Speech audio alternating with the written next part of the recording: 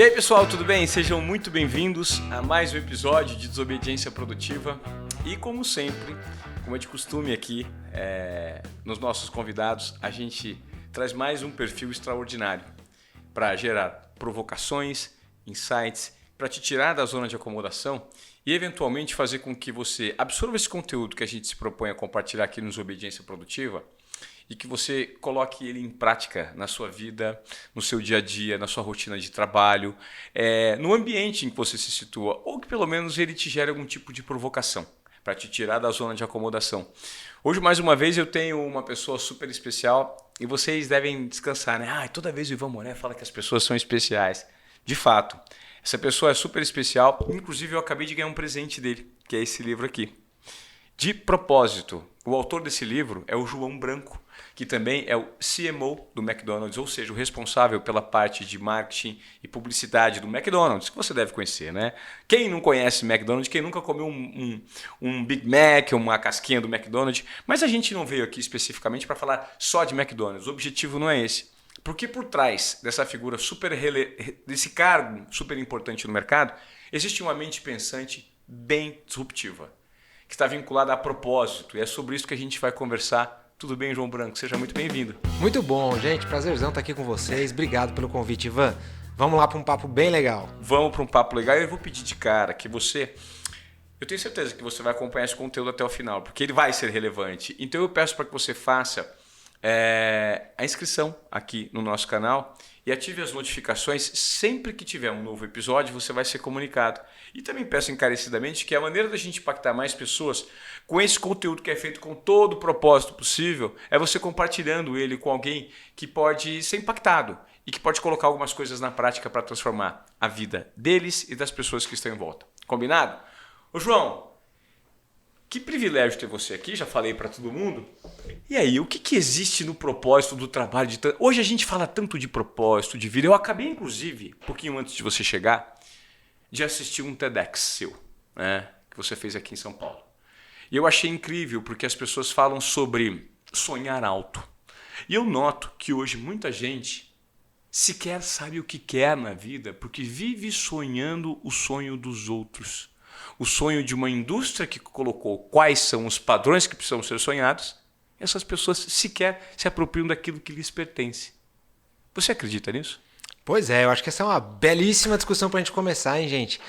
O propósito no que você faz no trabalho, tem tanta gente preocupada com isso, que tem gente buscando propósito em palestra, em imersão, em um curso, tem gente procurando no Google. Nos últimos anos no Brasil, a busca pela palavra propósito triplicou. Então tá todo mundo lá tentando encontrar cadê o meu propósito, como se isso fosse assim um tesouro que fica escondido, que parece que você tem que encontrar. A hora que você finalmente achar, vai ter lá um manual com tudo escrito do que vai acontecer na sua vida. Eu tenho uma visão bem diferente disso e eu quero contribuir aí com alguns pensamentos para você que também está procurando o seu propósito assistindo a gente. Eu acho que o propósito ele passa muito por você entender para que você está fazendo o que você está fazendo, por que você está indo onde você está indo, quais são suas intenções, quais são suas formas, o que realmente está aí no seu coração. Então, quando a gente fala sobre os sonhos, quais são os seus sonhos? Essa é uma discussão que tem tudo a ver com o propósito. A gente escuta por aí que a gente tem que sonhar grande, né? Sonha grande, porque só depende de você, que você pode conquistar. E eu falo para não sonhar grande. É uma coisa estranha. Claro. E bem provocativa. Por favor, não sonhem grande. Eu realmente acho que nem eu, nem você, nem ninguém deva sonhar grande. Porque a palavra grande, ela remete a uma dimensão horizontal, remete a tamanho, a escala e... de qualquer jeito, ela vai te levar a um pensamento de comparação, de quem tem mais, de qual é o maior, de qual é o volume do que você está conquistando e em que lugar você está numa disputa.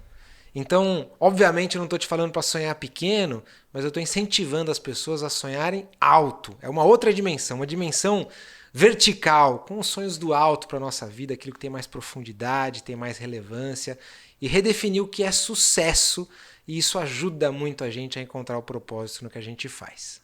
É muito complicado quando a gente, hoje, vive na economia da atenção, né, em que todos estão brigando por atenção. Marcas, pessoas, produtores de conteúdo.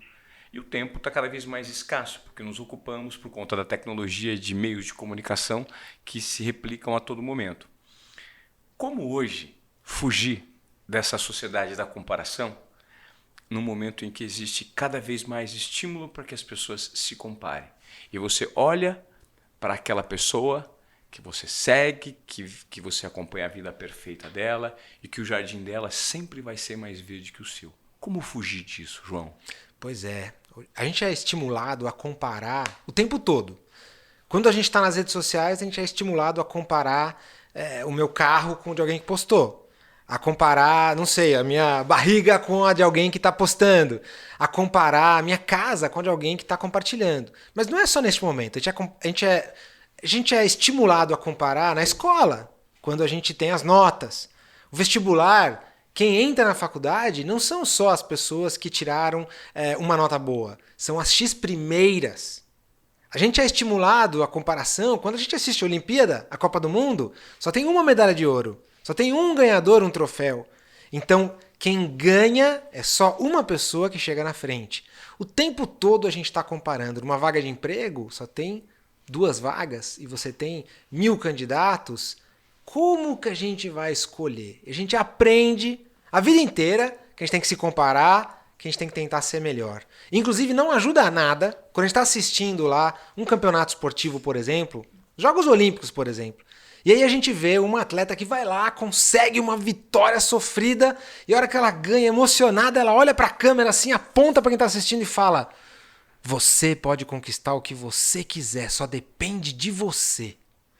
E aí quando eu assisto isso, eu tomo um susto, porque eu falo: será?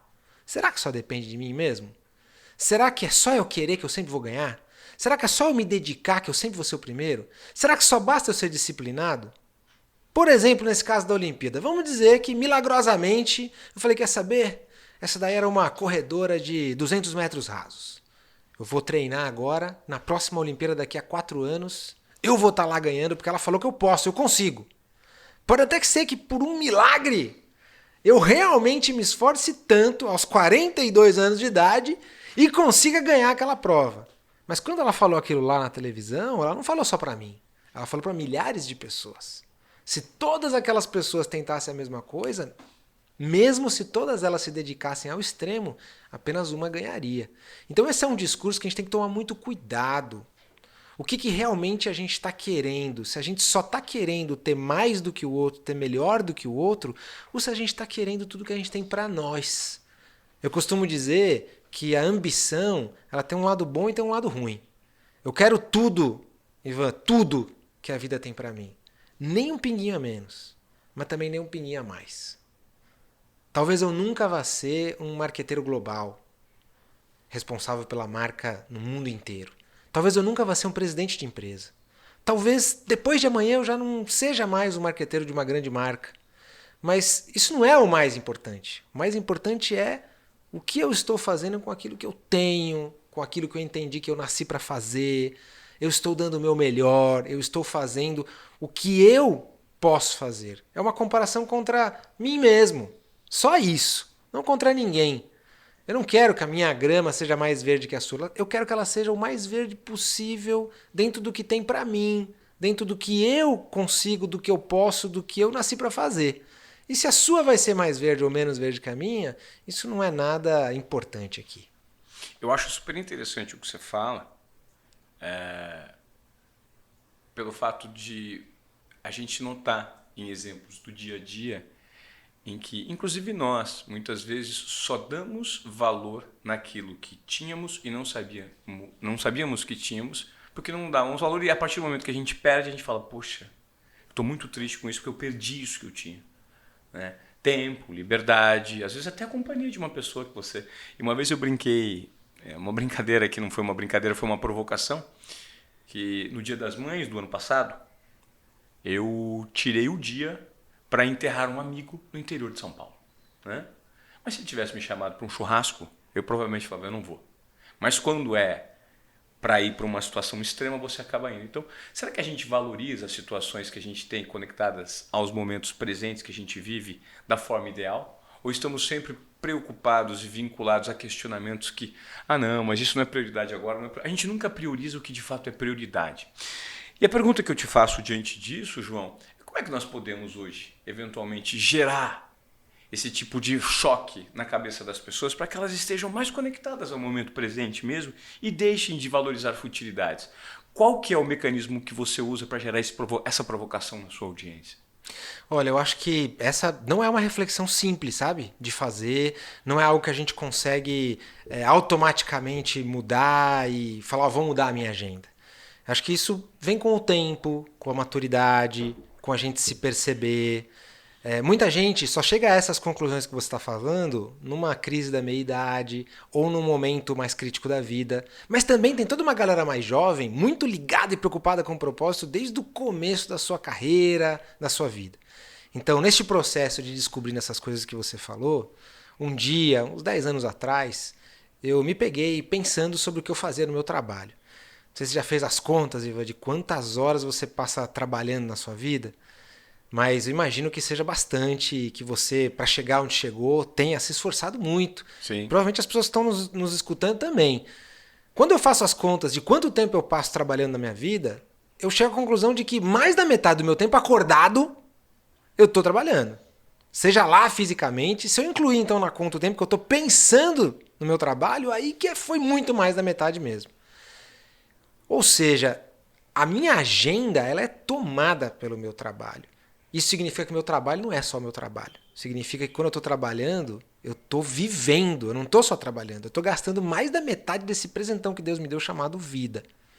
Então, se você tem planos para a sua vida, se você tem propósitos do que você quer fazer, se você tem algo que é prioritário para você, eu preciso te deixar uma dica de, por favor, inclua o seu trabalho, o que você faz profissionalmente, nos seus planos de vida, para que eles possam fazer sentido. E aí olha a sua agenda, olha o que você está fazendo, como você está gastando o seu tempo, para que tudo esteja alinhado. O tempo passa muito rápido, né? Um dia a gente vai estar velhinho, né, Ivan? Tomara que a gente viva bastante, mas um dia eu vou estar todo enrugadinho, um dia eu vou estar assim, nem sei se eu vou ter mais cabelo, eu vou estar com uma bengalinha assim, vou olhar para trás, o que é que eu gostaria de lembrar, né? De como eu vivi. Será que eu vou querer velhinho, ficar olhando para trás lembrando, não, sabe o que eu fiz? Eu fiquei o tempo todo correndo para tentar ter mais que os outros. Ou não, eu fui o melhor porteiro que eu podia ser, a melhor recepcionista, o melhor motorista de aplicativo, a melhor manicure, o melhor professor, a melhor juíza, médica, advogado, o melhor jogador de futebol, o melhor marqueteiro até, que eu podia ser, porque as pessoas precisavam disso e foi assim que eu gastei o meu tempo. Então acho que essa é uma reflexão importante para todo mundo fazer e tentar ajustar suas prioridades com aquilo que você quer ter de tempo gasto na sua vida, né? Legal. Eu, inclusive, vou pedir agora, Gil, pega meu telefone, por gentileza. Eu tenho aqui um dado que me ocorreu. Eu já postei uma vez isso e eu queria trazer, porque eu acho que é um tema muito interessante para a gente debater, que é um gráfico que eu peguei de um canal fora do Brasil, que revela a questão de como nós aproveitamos o nosso tempo. É algo bem interessante, eu tenho os dados aqui. E como você trouxe essa questão, me ocorreu. Aqui, ó, os 6 gráficos mais importantes que você vai ver na sua vida. O primeiro deles diz que até os seus 20 anos, você passará muito tempo com muitos amigos. Depois dos 30, você passará pouco tempo com apenas alguns amigos importantes. E aí tem um gráfico que revela. Depois dos 20 anos, você vai passar um pouco de tempo com sua família e com seus pais, antes do fim da vida deles ou da sua. Aí está uma média aqui de 8 horas por dia, você cai para menos de 1 hora por dia. A partir dos 30 de idade, a quantidade de tempo que você passa sozinho aumenta até o dia da sua morte. O tempo que você passa com seu parceiro ou parceira aumenta a partir do dia em que vocês se conhecem até o fim da vida de um de vocês. Você passará uma grande parte do seu tempo entre 20 e 60 anos de idade com seus colegas de trabalho. Se você tiver filhos, passará a maior parte do tempo com eles entre seus 25 a 50 anos. Depois disso, não os verá com tanta frequência. E aí, o mais interessante dos gráficos, depois eu vou postar isso para vocês, inclusive eu vou pedir para que o nosso editor aqui cubra essas imagens que eu estou falando com os gráficos, as 6 lições que a gente pode aprender disso. A primeira delas é, você sempre terá um pequeno grupo de amigos muito importantes. Invista mais neles e menos em amizades sem sentido. A segunda lição é, o seu tempo com os seus pais será limitado. Crie o máximo de tempo possível para eles e torne esse momento especial. Número 3 é, uma grande quantidade de tempo será gasta com as pessoas com quem você trabalha. Portanto, certifique-se de trabalhar com pessoas que você realmente gosta.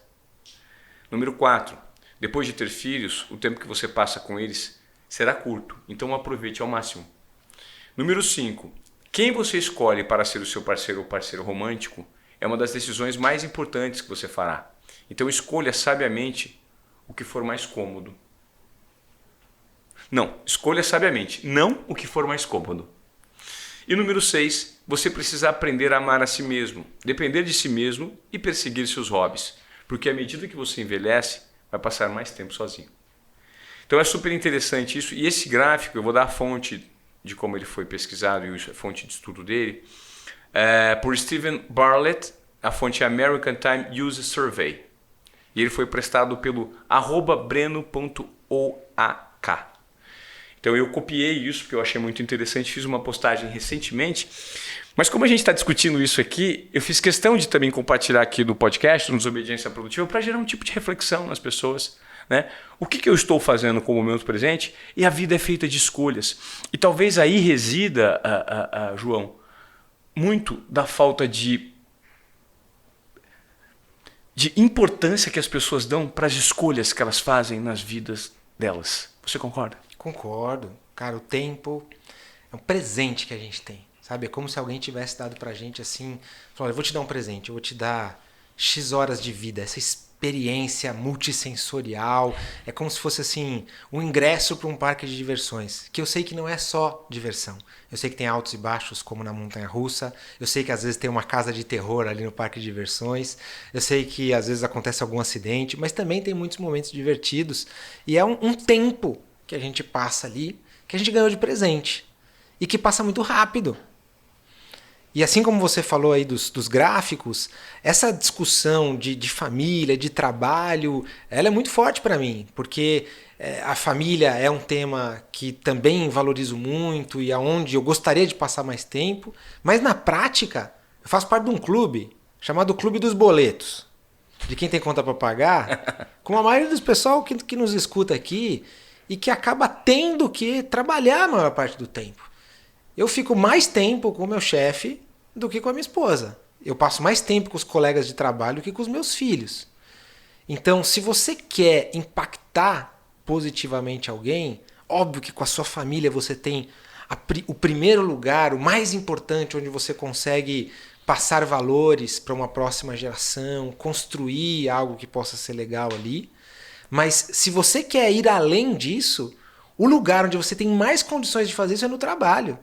Não existe lugar onde você consiga impactar mais positivamente alguém do que trabalhando ao lado de outra pessoa. O jeito onde eu consigo saber com mais facilidade o seu caráter, o que você acredita, como você se comporta, é trabalhando do seu lado.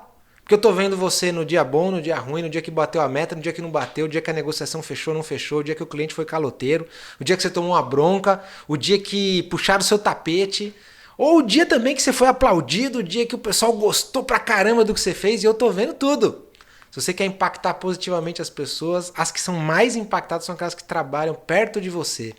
Você falou aí, escolha pessoas com quem você gosta de trabalhar, nem sempre a gente tem essa escolha. Claro. Mas a gente tem a escolha de como a gente vai se comportar no nosso trabalho.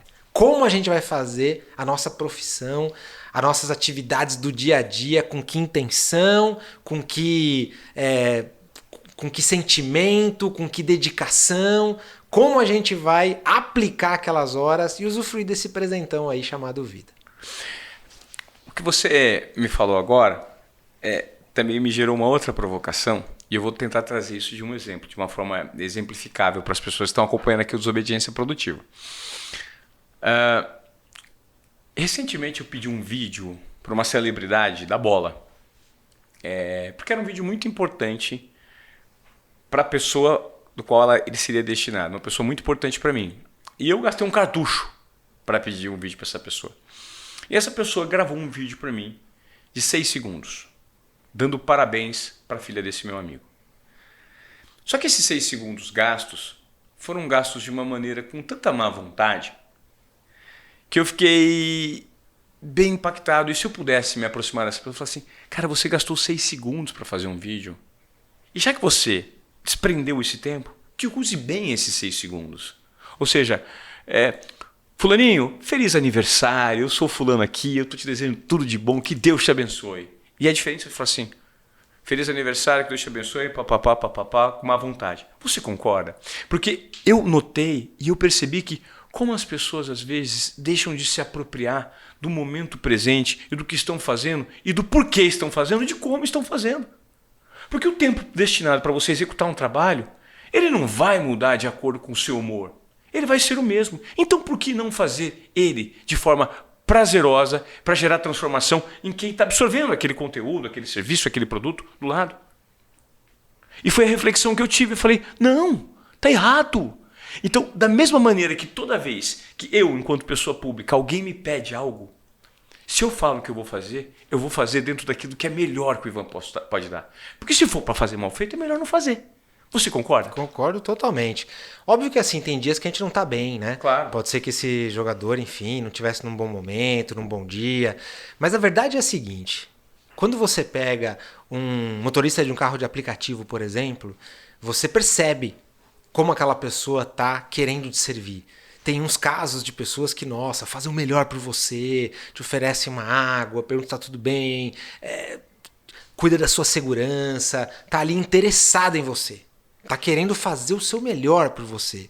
Tem outros que não, que querem se livrar, estão lá, seja pelo que for. De novo, pode ser que eu não tenha tido um bom dia, mas ela tá querendo se livrar de você. E a gente percebe isso, não percebe? Percebe. Da mesma forma, Claro. você percebe se eu estiver aqui, falando, putz, não tô querendo muito gravar, ou se eu estiver aqui tentando passar o melhor das minhas ideias. A gente percebe quando uma professora faz isso, a gente percebe quando um médico faz isso, a gente percebe quando todo mundo faz isso.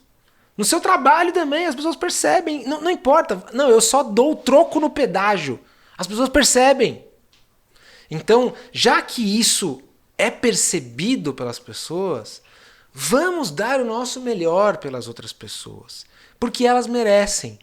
Eu descobri, sabe, Ivan, que se eu quiser ter uma vida onde eu fiz muito pelas outras pessoas, tem gente que tenta fazer isso nas horas vagas. Fala, poxa, já que o trabalho é tão chato, eu vou, sei lá, visitar um orfanato no fim de semana, um asilo, um hospital, eu vou, sei lá, visitar um lugar que salva tartarugas, que faz um projeto religioso, distribuir sopa à noite no frio, e aí eu vou fazer algo pelas outras pessoas nas horas vagas. Eu descobri que esse mesmo sentimento que a gente fica, né, positivo no coração quando a gente faz isso pelo outro, a gente pode ter no nosso trabalho mesmo, nas horas pagas. A mesma coisa que a gente está buscando ali nas horas vagas, a gente pode ter nas horas pagas. Porque as pessoas precisam do que eu faço, do que você faz. As pessoas precisam de informação, as pessoas precisam de provocação, de conhecimento. As pessoas precisam de batatinha, precisam de Big Mac, precisam de um sorvetinho quentinho, gostosinho. Nem sempre está perfeito, eu sei disso. Mas que ela esteja cada vez melhor. E já que as pessoas precisam do meu trabalho, elas merecem que eu faça o melhor que eu puder. Às vezes a gente chama trabalho de serviço, né? Hoje eu vou para o meu serviço, não é uma palavra que a gente usa? E serviço é uma expressão tão forte, né? Quando a gente fala de servir, naquele momento, a gente está se colocando como servo do outro. Só o que importa é o que aquela pessoa precisa. Então vamos trabalhar servindo. Será que com isso eu vou receber mais aumento, o cliente vai ficar mais legal, o colega de trabalho vai ficar mais pacífico? Não sei. Talvez sim, talvez não. Mas para você vai mudar muita coisa. Porque você vai chegar no fim do seu dia, no fim da sua carreira, no fim da sua vida com o sentimento de que você fez o que tinha que ter feito. Você fez o melhor pelo outro. E grande parte do propósito da nossa vida vai estar em ter feito algo pelo outro no melhor que a gente podia. Nossa, que legal. Que gostoso ouvir isso. Quando você fala sobre servir, né? O servir talvez ele esteja muito mais fácil e de executar do que a gente imagina. Porque às vezes o servir alguém é simplesmente dar atenção. Ou uma palavra no momento certo, no contexto que ela precisa ser dita. E ela pode resolver uma dor, uma dúvida, um problema.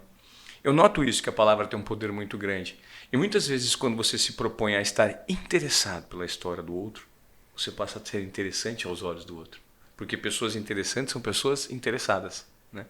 E quando você me fala sobre horas pagas, também você pode servir, em vez de servir por um propósito só em horas vagas, é nas horas pagas que a gente pode gerar esse senso de pertencimento naquilo que nos compete para transformar aquele meio, né?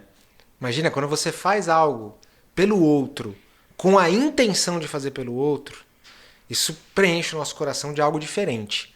Algo que os salários, os aplausos, os likes, os seguidores, por si só não conseguem fazer. Mas imagine se você consegue usar o seu trabalho para fazer isso. Quem é uma médica ou um salva-vidas consegue ver isso de uma maneira mais prática, né? Nossa, a pessoa acabou de tirar alguém da piscina e salvou ela de um afogamento. Nossa, a doutora acabou de fazer ali uma massagem cardíaca e fazer uma pessoa voltar à vida. Hoje essas pessoas fizeram um trabalho tão nobre, tão especial e realmente assim ajudaram alguém. E eu só vendo Big Mac. Mas não, as pessoas precisam de um lugar para comer um hambúrguer gostosinho. Eu posso ver o meu trabalho assim. A gente precisa de médicas de salva-vidas, mas não dá para ter só médicas salva-vidas no mundo. A gente precisa de alguém que esteja aqui colocando esse microfone, alguém que faça um quadro bonito assim, alguém que tenha limpado esse chão, alguém que colocou essa água, alguém que ajudou a imprimir esse livro, alguém que cortou meu cabelo, alguém que plantou esse algodão para fazer essa camisa. A gente precisa do trabalho de milhares de pessoas para a gente estar aqui. Então, já que as pessoas precisam do meu, eu vou fazer aquilo que eu sei fazer bem, bem feito, fazendo pelo outro.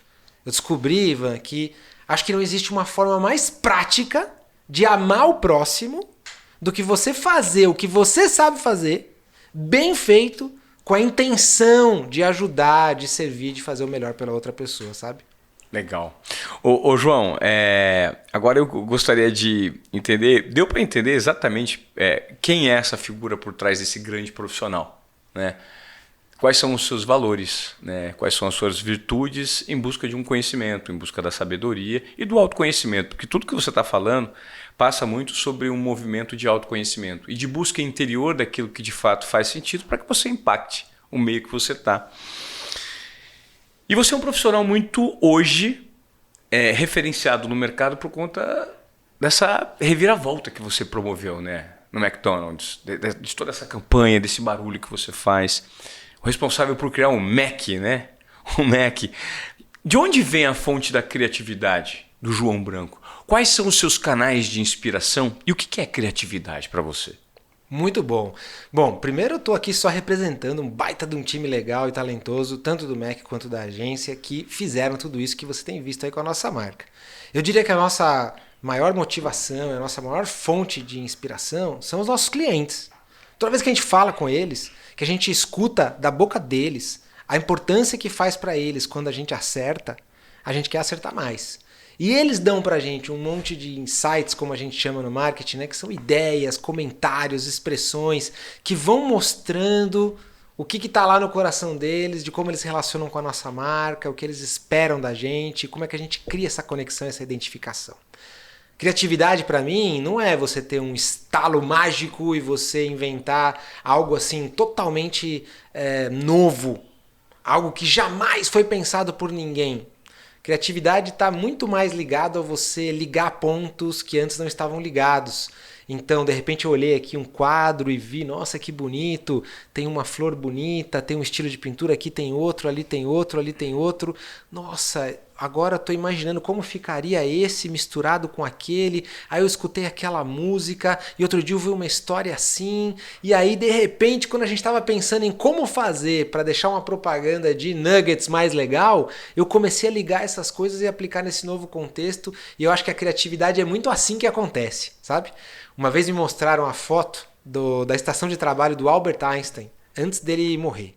Ele trabalhou até o fim da sua vida. E a mesa dele, Ivan, era uma bagunça, uma zona, tudo misturado de papel, cheio de livro um em cima do outro e tal. Fala, pô, eu achei que ele fosse um cara genial, imaginei que fosse organizado. Pelo contrário, é justamente nesse caos de misturar, nossa, eu tava lendo aqui um negócio que ali eu li outro e tal, que de repente eu inventei coisa. Você que de repente gosta de cozinhar, tá assistindo a gente aí, nossa, Lá em casa, um dia eu deixei tudo meio bagunçado e de repente eu descobri que dava para misturar fruta com manjericão e ficou gostoso. Mas se eu fosse pensar só nas caixinhas, os temperos tinham que estar separados das frutas. Mas um dia misturando, olhei e aí eu falei, deixa eu misturar isso aqui para ver como fica. Então a criatividade para mim é muito mais sobre você observar, guardar essas informações e depois conectar essas coisas no contexto certo de uma forma que surpreenda, sabe? E é isso que a gente tenta fazer um pouco nas nossas campanhas. Quando você vê uma festa do pijama do McDonald's, por exemplo, né? No Big Brother, no reality show, o que é aquilo lá? É a gente fazendo conexões da festinha de criança que você ia ou queria ir no McDonald's na sua infância com o que está acontecendo naquele momento no Brasil durante uma pandemia que está todo mundo comendo de pijama fechado em casa. Como a gente mistura esses dois momentos e surpreende as pessoas. E assim vai. Tem muitos exemplos para dar de coisas assim que são surpreendentes, né? Tantas músicas que são hits que no fundo, você fala, tem alguma coisa conhecida aqui. O que é? Ah, é um trechinho daqui que misturou com o ritmo dali, que tal. E olha, porque quando é uma coisa extremamente nova, que você nunca ouviu, causa um estranhamento. Mas quando mistura uma coisa que você conhece com uma coisa que você não conhece, isso é que realmente te envolve, assim. Tem uma mágica marqueteira por trás disso. Incrível. João, quando você foi me falando, me veio alguns pensamentos na cabeça. Por isso está sendo uma delícia essa conversa para mim, porque me obriga a refletir. Eu não tenho a próxima pergunta, eu não fiz pauta para te entrevistar, porque eu gosto justamente de estar conectado com o momento presente e diante das suas respostas, eu formulo uma pergunta. E se eu não tiver uma pergunta, eu vou fazer uma pergunta aleatória, básica, mas agora me veio uma reflexão que é a seguinte. Você falou da criatividade, que ela vem das suas experiências, assimiladas ao longo da sua jornada, né? Sejam elas conscientes ou inconscientes, porque muitas coisas estão no nosso subconsciente, né? E eu nomeio isso de intuição, a minha intuição o tempo inteiro, eu sou muito intuitivo, e ela fala comigo, né? E o que significa intuição para mim? Ela é a série de acúmulos de experiências vividas do ponto de vista consciente também inconsciente que em algum momento vem à minha cabeça. Sem que eu espere, sem que eu peça, mas elas simplesmente brotam para conectar ideias que talvez estavam desconectadas e talvez nunca ninguém tenha conectado. Então, para mim, isso é intuição. O Steve Jobs, inclusive, fala, né, na trajetória dele, no Connect the Dots, quando ele deu aquele discurso como paraninfo de Stanford, ele explica que ele jamais teria noção de que aquele momento em que ele se desvinculou da faculdade, de uma das faculdades, e ele foi fazer artes, aquilo poderia servir para ele conseguir fazer o design de um iPhone tão bem feito, porque os pontos se conectaram em algum momento. Você acredita que hoje somos muito reféns de querermos ter controle da situação? Ou seja, é o excesso de controle que às vezes trava essa criatividade ou trava essa tomada de risco que nós temos por querermos ter controle demais. Acho que quando a gente se concentra em algo único, a gente tenta ter total domínio sobre o que está fazendo e fica extremamente focado, a gente fecha as portas para a criatividade. Para mim, para que você possa realmente inovar mais, você precisa ter um repertório mais amplo, você precisa ir para a rua, você precisa ver coisas. Quem já viajou sabe bem do que a gente está falando, né? Quando você vê uma cultura diferente, você vê gente que vive diferente, totalmente diferente de você, isso é tão rico, parece que abre a mente, parece que, nossa, quer dizer que isso aqui é bom, isso é ruim, quer dizer que isso é bonito, isso é feio, quer dizer que pode ser assim, pode ser assado. Eu adoro fazer isso. Qualquer lugar que eu vou, eu gosto de ir no supermercado. Eu gosto de ficar vendo as coisas, como é que o pessoal come aqui. Eu gosto de experimentar as frutas locais, eu gosto de ver como as pessoas se vestem. Eu gosto de observar e, assim, deixar fluir, absorver tudo aquilo lá. Naquele momento ali eu não quero ter muito controle de nada, não sou eu que estou definindo que tem que ser assim, não tem que ser assim. Quero aprender e deixa aquilo lá guardado. Talvez em algum momento vai ser útil. Eu também já tive experiências muito diferentes. Eu não trabalhei só em marketing. Eu já trabalhei, meu primeiro emprego foi em finanças. Aprendi um monte de números, sou um cara bastante numérico. Uhum. Isso hoje é muito útil também. Eu já trabalhei com marketing de regulador intestinal, pomada de assadura de bebê, remédio para gripe. Eram ambientes assim, muito cheios de restrições, de proibições. E fazendo lá no meio da dificuldade, hoje que eu não tenho essas restrições, nossa, eu consigo ser muito mais livre nas ideias, justo por já ter passado por experiências assim. Então, acho que especialmente aí para os jovens, você que está querendo começar um trabalho, uma carreira, uma profissão, não, eu já sei exatamente o que eu vou querer. Cara, vai experimentar. De repente você nasceu com a habilidade para ser o melhor guitarrista do mundo, nunca pegou uma guitarra na mão. Ou de repente você nasceu com habilidade para ser um baita de um orador, um comunicador, uma pessoa que manja de estilo, de conta, de memória, sei lá. Eu sei que eu tenho uma excelente memória para rosto. Até hoje não sei para que eu vou usar isso, mas eu descobri que eu tenho isso. Em compensação, eu sou péssimo em outras coisas e tudo bem, né? Sou péssimo de data, de história, então não uso muito isso ou peço ajuda para quem sabe fazer melhor do que eu. E assim a gente vai construindo um repertório que vai se misturando e com isso a gente consegue descobrindo o que a gente tem mais facilidade do que a média. Não só para ir bem no trabalho, mas porque é muito legal a hora que você se descobre, percebe as coisas que você sabe fazer melhor, as coisas que você tem mais facilidade, porque você acabou de descobrir aonde você pode ser mais útil para os outros. Acabei de descobrir que é isso. E a gente precisa uns dos outros. Eu preciso de você, eu preciso dela, eu preciso dele, eu preciso de vocês, preciso de mim. A gente tem capacidades diferentes, habilidades diferentes. Muitas vezes tá complementares. Justamente para se ajudar. Pô, eu sou ótimo nisso, mas sou péssimo naquilo. Mas você é o contrário. Olha, se eu te ajudar e você me ajudar, e assim vai. João, eu creio que no seu segmento, principalmente, que existe uma responsabilidade muito grande de veicular valores, conceitos e uma narrativa de uma forma que gere impacto e que dê resultado no mercado, por representar marcas grandes, como, por exemplo, a que você representa. Como é lidar para você, ou lidar com a possibilidade de errar? Porque a gente está falando sobre algo que é extremamente limitador na sociedade, né? Um nível de cobrança hoje das pessoas consigo próprias acaba sendo muito grande e também das empresas com alguns colaboradores, com alguns profissionais. Como é se propor a tomada de risco e se eventualmente ele aparecer, e ele vai aparecer, lidar com o erro? Eu acho que é sempre um exercício, né? Então, se você está num grande negócio, tem que tomar uma decisão muito importante, se você vai fazer isso sozinho, você tem uma tomada de risco forte ali, que se você errar, de repente tem muitas consequências. Mas a gente costuma se limitar, ter muito mais medo por nós mesmos do que as situações estão impondo ali pra gente. Vejo um movimento de muitas empresas estarem mais abertas aos erros, desde que obviamente eles sejam rápidos e baratos na medida do possível. Porque elas entenderam que os seus concorrentes que mais estão crescendo são os que estão mais fazendo tentativas.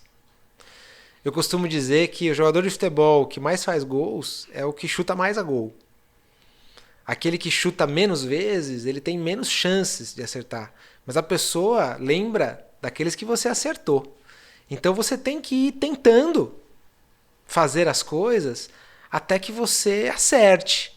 O pintor que pinta quadros muito valiosos, não é que todos os quadros que ele pintou foram lindos, é que ele pintou muitos quadros e alguns desses ficaram maravilhosos. E acho que as empresas estão percebendo isso, estão sendo mais tolerantes ao erro e é algo que a gente precisa ir trabalhando. Como a gente faz para minimizar os riscos, mas como a gente faz para não parar de tentar, não parar de chutar, não parar de pintar, não parar de compor, não parar de atirar, né? Para que a gente acerte mais.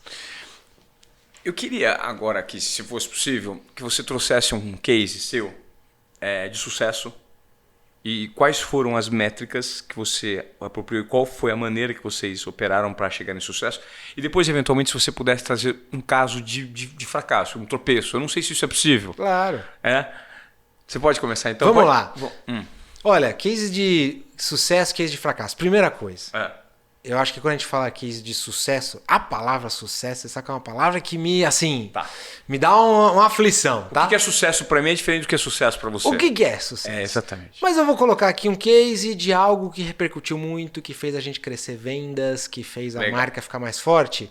Poxa, quando a gente fez McDonald's virar Mac, foi um baita de um case legal. Nós estamos agora já nas vésperas da Copa do Mundo. Neste momento, o McDonald's está fazendo um monte de coisas, o menu da Copa do do mundo que está indo muito, muito bem.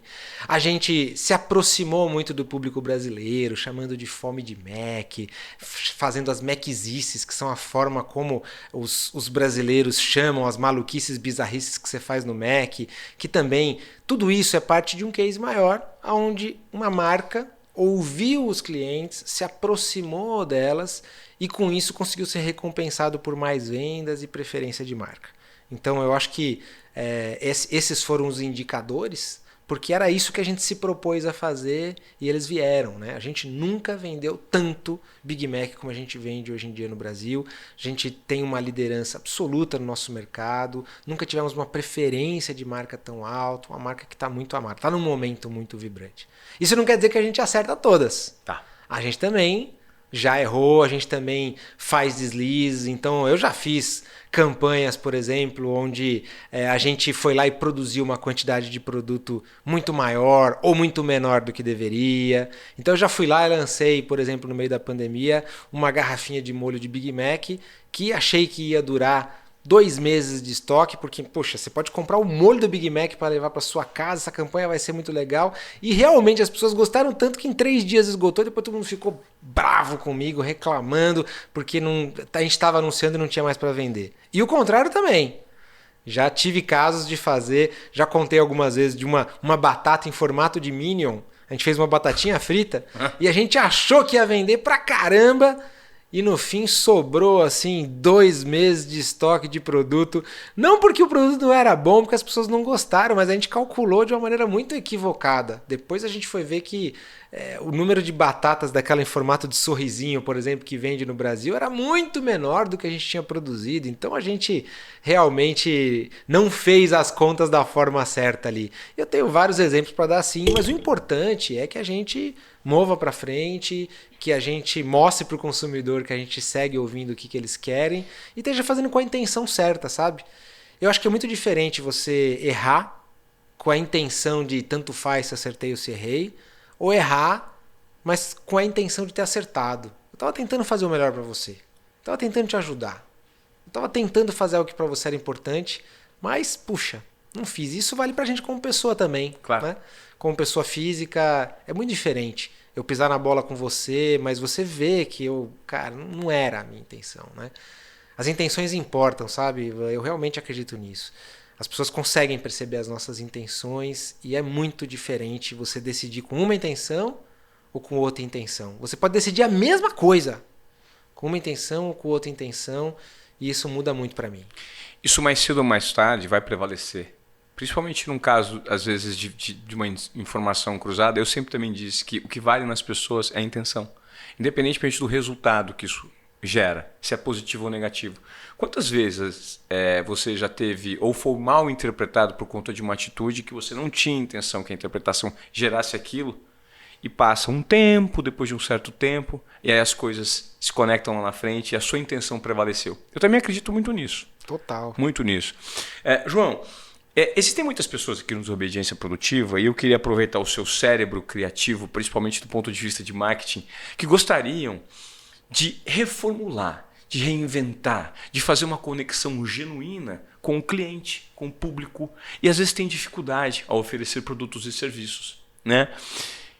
Do ponto de vista do marketing, qual que é a essência que eventualmente essas pessoas podem colocar em prática para que um produto ou um serviço de fato gere um impacto nas pessoas, né, nesses clientes, nesses consumidores?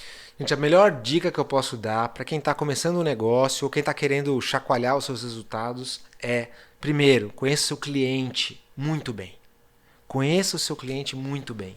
Você precisa fazer uma coisa que é muito importante para o seu cliente, melhor do que as outras opções do mercado. E contar isso para ele. Parece fácil isso que eu falei, mas não é. É complexo. Escolhe uma coisa que é muito importante para o seu cliente, faz melhor do que as outras opções do mercado e conta isso para ele. Se você fizer isso, você pode até ganhar do McDonald's, por exemplo. Não para todos os públicos, mas para este público. Então, pensa aí numa grande marca, num grande concorrente, em uma grande empresa. Você consegue ganhar dela. Não em todos os públicos, mas no seu público.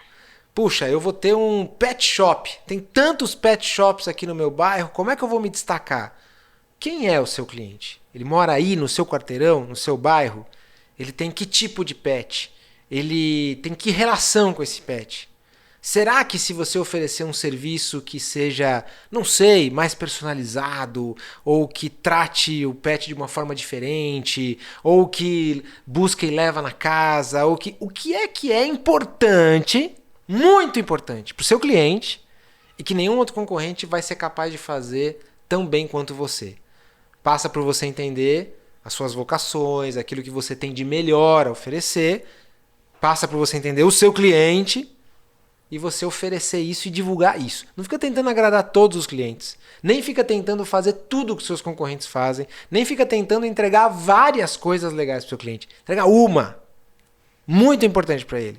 Muito bem feito.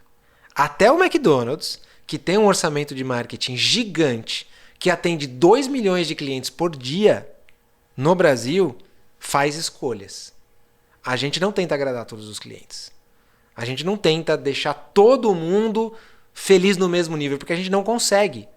Então a gente agrada muito aquele cliente que vem para um almoço rápido, gostoso, alguém que quer alguma coisa mais acessível, uma coisa prática, uma coisa que vem para um mais informal, mais um momento de alegria, feliz, mas assim, muito simples. A gente agrada este cliente. Agora, quem quer um jantar à luz de velas, numa mesa com toalha, não é no Mac. E a gente não tenta te convencer disso. E você deve ter pensado em vários outros públicos e ocasiões de consumo onde você fala, não, realmente, nessa eu não penso no Mac. Eu não fico tentando.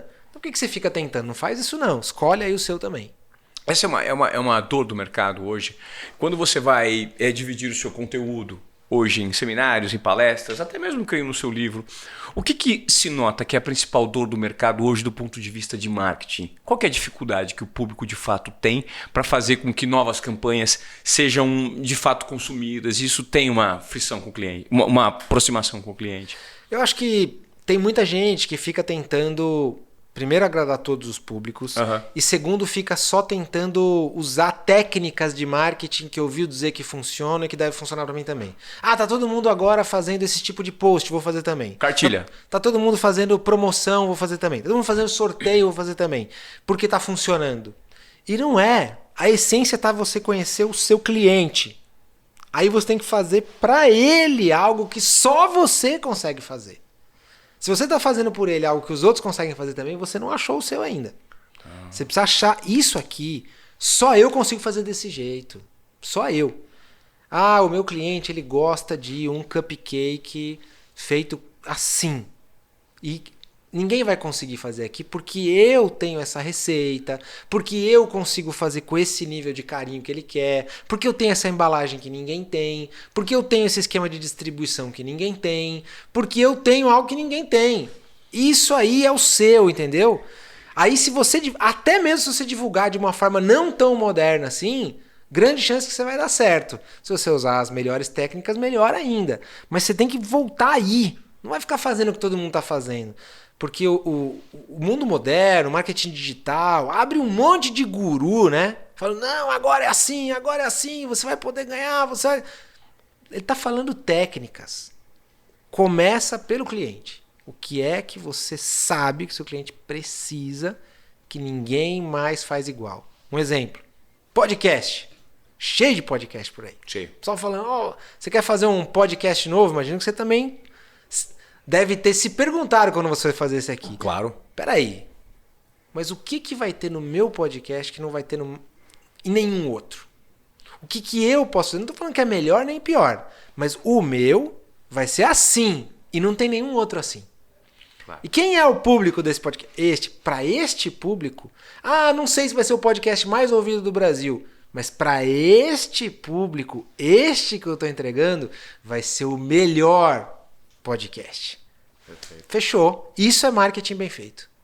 Perfeito. É exatamente isso que a gente... E talvez as pessoas tenham dificuldade, João, de se apropriar dos dados que são gerados com pesquisas que vão apontar quem é o cliente consumidor daquela marca.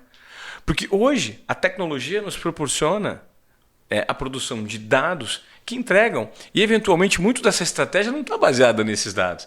Tem muita gente querendo vender hambúrguer ou vender produtos e serviços para aquele público que não vai consumir.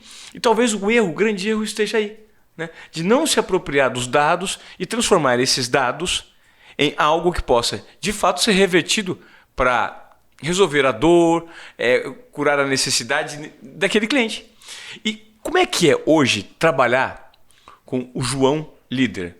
Qual que é o tipo de comportamento que você tem com os seus colaboradores do ponto de vista de tomada de risco e entendimento de time? Muito bom. Eu acho que a gente trabalha hoje num mercado que é muito dinâmico, é varejo, lá é muito pulsante, né? O almoço não foi bem, vamos resolver na janta. O negócio é muito rápido.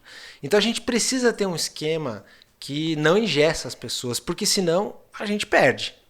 Então a gente precisa ter um esquema onde a gente dá autonomia, empoderamento para o pessoal, para que eles possam seguir inventando coisas, fazendo ideias, implementando planos que vão para a rua. Então o que a gente faz para diminuir o risco, mas também funcionar? A gente combina princípios. Isso funciona com a nossa agência, isso funciona com o meu time também. Olha, esses aqui são os direcionais. É para lá que a gente quer apontar. Essas são as estratégias. Esses são os temas que a gente quer construir. Agora, se vai ter post hoje, post amanhã, se vai ter um lançamento do produto A, do produto B, se nós vamos usar um influenciador X ou Y, o pessoal tem total liberdade para propor e, na maior parte das vezes, até para seguir em frente, desde que esteja dentro do que a gente combinou. E isso a gente aprendeu juntos a fazer e tem funcionado bem. E a gente tem um pensamento, igual eu falei aqui do jogador de futebol que chuta muito, de fazer menos campanhas e mais conversas. Então eu não incentivo o grupo a, olha, vamos dedicar um esforço gigante, um dinheiro gigante para produzir uma campanha de marketing no ano que seja vencedora. E ela não pode dar errado, portanto a gente vai pesquisar, a gente vai se dedicar, a gente vai tomar todos os cuidados, vai passar por todo um processo de revisão que 1000 pessoas vão ter que aprovar, e aí sim nós vamos fazer. A gente não faz mais isso. A gente faz conversas. Toda semana tem alguma coisinha saindo. Algumas mais tosquinhas, outras lindonas. Algumas que a gente planejou pra caramba, outras que a gente decidiu na mesma hora. Mas a gente tá chutando a gol o tempo todo. Pá, pá, pá, pá, pá. E aí uma delas entra, 2 entram. Se 3 entrar no ano, a gente já ganhou aquele jogo no ano. Então é um esquema assim, que a gente aprende junto, como é que funciona, onde a gente combina. Eu preciso ter os direcionais claros, né? E acho que esse é o meu papel no time. E a gente tem um time com capacidades complementares a mim. Eu tenho um timão muito legal que sabe mais do que eu, cada um deles, em algum aspecto das coisas e que vai fazendo com essa liberdade.